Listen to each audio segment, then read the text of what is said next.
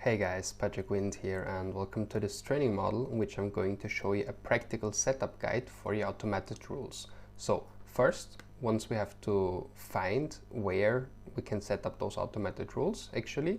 So that's within all tools, create and manage, and then here automated rules. So if you click on that, it's gonna open up this interface. Here you're gonna see all the rules that you have already created and also the activity of those rules. So if you would have an automatic rule history, it will show up here. So which rule has been applied in the specific day. Okay, you can also hide results with no changes. And what really matters to us right now is this button here, where we can actually the create rule. And before we enter the creation of the rule, I also wanted to show you this one, so the customize columns. For example, if you would like to know the full name of the rule or when it was applied, so on and so forth, you can unfortunately not make this column broader or wider. So the only trick, if you want to see more of the name here, is you could either hover over it with your mouse. Okay, that's an option. Or see if you hover over it, you see more details. Or you can simply deselect columns that do not matter to you. For example, like this. Then you could see the full name of the rule, but for example, also this one also matters to us. So this one is basically a pretty good overview already. So you see the full name, and in the name I basically already describe a little bit what's the if condition, what's the then condition. And here if you hover it with your mouse, you see an overview of all the conditions that have been applied. So that's just on an important note here when it comes to the columns, but let's put all of them together here now. So that's the default. And now we go into the create rule and let's see how we can actually set up those automated rules. So three important elements. On the one hand, you have to decide to which campaign, ad set or ad you actually gonna apply the rule. Okay, so here we could choose between all of them. But we can also, if we are on campaign, ad set or ad level, we could also apply our rules to specific ones. But if we are in here, we can only apply them to all the active ones. And then what's the if condition? Okay, so this will be used to evaluate if the rules action should be taken on each of your selected ad set. Okay, so for example, we have set here the cost per website conversion. Let's say, let's make it easy. Let's make cost per website purchase is greater than 50 euros, for example. Then you see it automatically adds this condition here, the lifetime impression, which is the total number of times an ad was viewed. With a few exceptions, an impression is counted each time an ad can be viewed when it enters a person's screen on Facebook, Instagram, Audience Network. What is it for? Newer campaigns, ad sets, and ads can have fluctuating results, especially in the beginning, and need time to stabilize before results with cost per result condition are applied to them. We recommend, that's important, waiting until your campaign, ad set or ad have more than 8,000 lifetime impressions.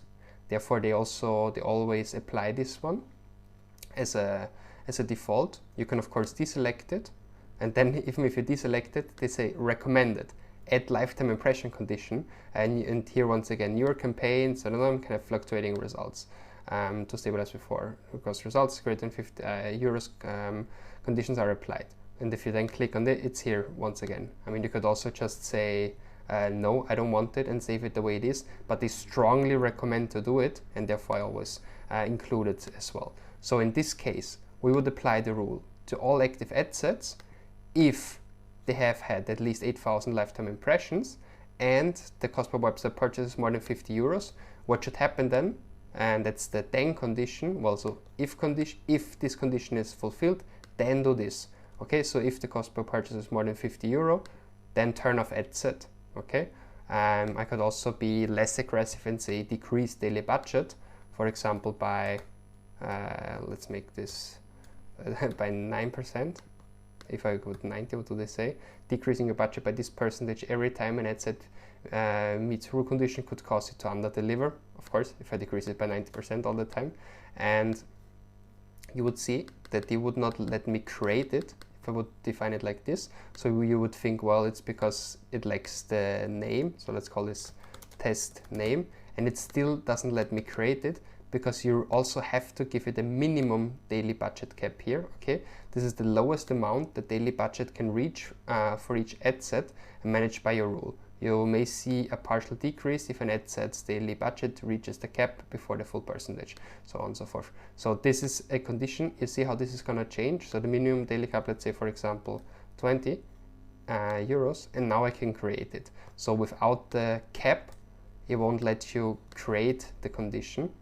And here they also talk about the action frequency, so the minimum amount of time until the same action can be taken on an object by a rule. The default value is once every 12 hours, and I actually like to have this default option of every 12 hours. So let's say the minimum cap is 10 euros. Okay, if I decrease it, and if I increase it, that's also important. If I increase the daily budget, for example by 9%, twice per day, it's also not possible to do it without the maximum daily budget cap, which is very important, because imagine you have an automatic rule that increases your daily budget per ad set every 12 hours by 9%, and you don't tell them when to stop. It could actually increase it to 1,000 to 10,000 to 100,000 at one point of time. So it's very good to have a solid topping, so a solid cap here. So I would recommend to do something like 100 if you start with between 10 and 20 euros daily budget usually. So, and these are the general conditions. So to start from scratch, basically we can apply it to all active ad sets. For example, we want that they're going to be turned off if the cost per website purchase is greater than 50 euros.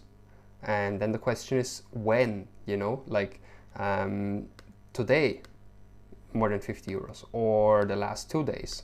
The last 2 days do not include today, for example, the last 7 days, last 14 days, so on and so forth. Including today, that's what I actually like. For example, what about this? That's even longer period, 60 days to 28. Okay, you see that you have several opportunities here, including today, last 7 days, last 28 days, and longer. What I like to apply is, because I'm not too aggressive with those rules, I like to apply including today, last 7 days. Okay, that's also what I would take a look in my ad account. So if an ad set has a cost per acquisition of over 50 euros over the last days and also today, you can turn it off, for example. Then the attribution window I recommend, so you could change here around you could, for example, do this. So that's the most aggressive one. What I recommend is to leave the standard one, because I would actually do just a account default to make your life easy. So I would apply the account default. That's the one that you have set up on the account setting anyways.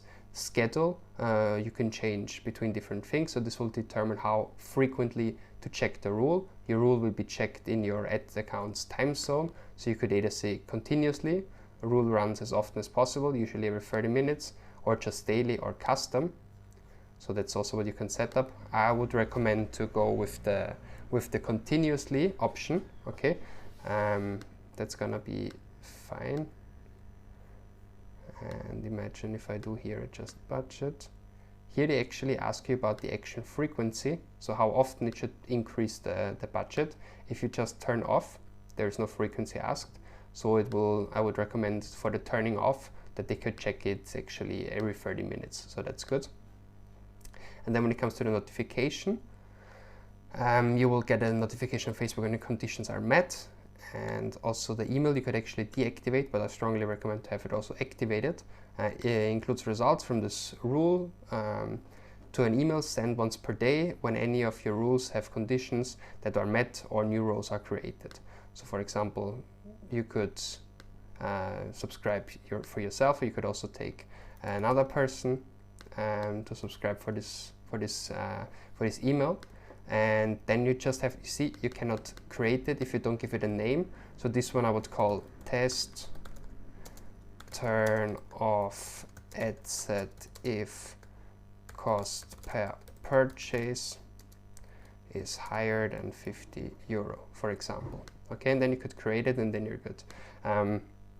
The last thing that I would like to mention with you to you in this video, because I think it's super important, is this button here, okay? Because you can combine, you can add different conditions.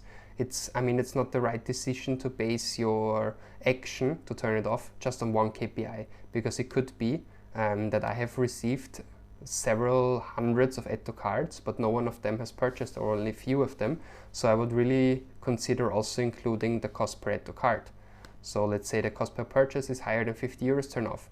But only if also the cost per add to cart was higher than, let's say, 15 euros, for example. And also only if, for example, the cost per content view was greater than 5 euros, for example. So I mean, if it meets all of these conditions, it's definitely worth to turn it off, okay? And I could also play around with this in another way. I could say, what if the cost per purchase was higher than 50 euros?